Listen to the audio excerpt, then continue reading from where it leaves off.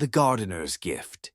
Ella Mayfield loved the earth beneath her fingers. At 27, she found peace in the rhythm of gardening, a small respite from the chaos of the world around her. The community garden she had started 2 years ago in a forgotten lot was her sanctuary. What was once a barren, neglected space had blossomed into a vibrant oasis.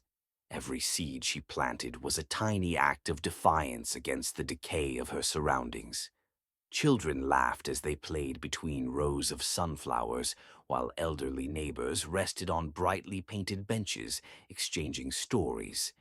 Families struggling to make ends meet left with fresh produce, their gratitude reflected in their smiles. For Ella, the garden wasn't just about plants. It was about hope. Her days were long and exhausting. She worked part-time at a local hardware store, setting aside a portion of her modest earnings for seeds, tools, and soil. Even when her landlord raised the rent or her shoes wore thin, she never wavered. Ella believed in the garden's purpose. It was a lifeline for a community that needed it. One crisp autumn morning, Ella noticed a man sitting alone on a bench near the marigolds. His clothes were worn, and his shoulders sagged as if the weight of the world rested upon them. Ella paused, studying him for a moment before approaching with her characteristic warmth. "Good morning," she said softly, holding out a small basket of apples she had just picked. "Would you like some?" The man looked up, his face lined with exhaustion and disbelief. "For me?" he asked hesitantly. Ella nodded, her smile gentle. "Of course. Everyone needs something sweet now and then." The man accepted the apples, his hands trembling slightly. "Thank you," he murmured. "I can't remember the last time someone was kind to me." "It's nothing, really," Ella replied. "The garden is for everyone." What Ella didn't realize was that someone else had been watching. Across the street, a sleek black car was parked, its tinted windows concealing the man inside.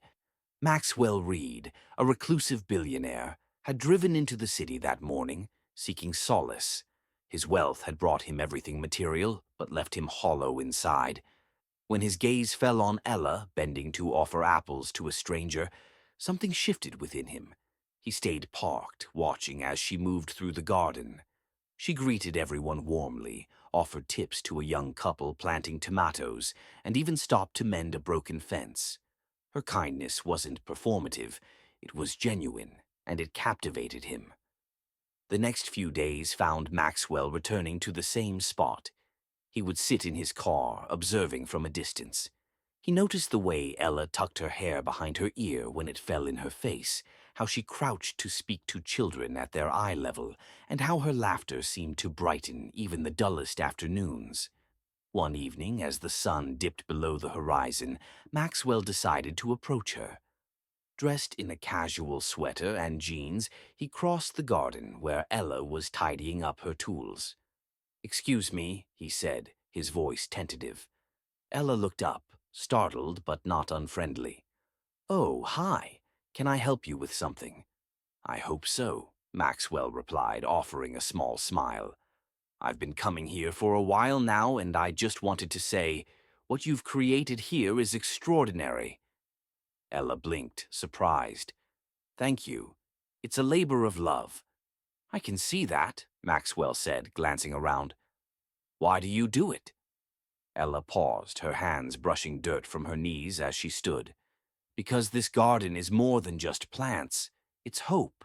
People need that, especially the kids." Maxwell nodded slowly. "It's rare to meet someone so dedicated. Most people wouldn't bother. Someone has to care." From that day on, Maxwell began visiting regularly. He and Ella would talk about life, the garden, and their dreams.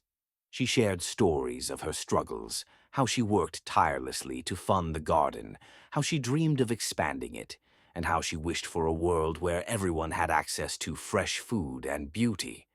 One rainy evening, Maxwell arrived with a decision. He approached Ella as she packed up her tools, raindrops glistening on her jacket. "Ella," he said, holding out an envelope. She frowned, confused. What's this?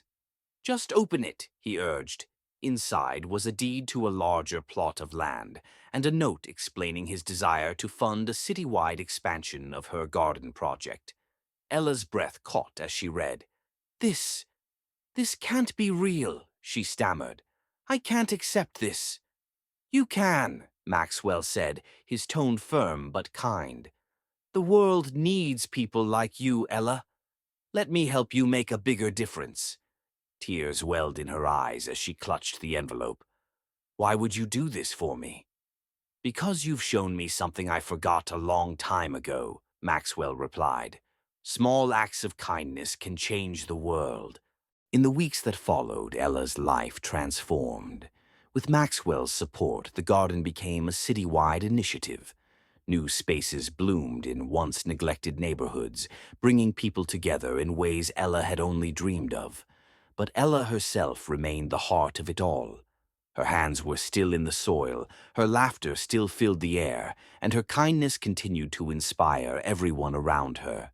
As for Maxwell, he found purpose in Ella's vision. Together, they proved that even the smallest seeds of compassion could grow into something extraordinary. If you liked the video, subscribe and share with your friends. Have a nice day.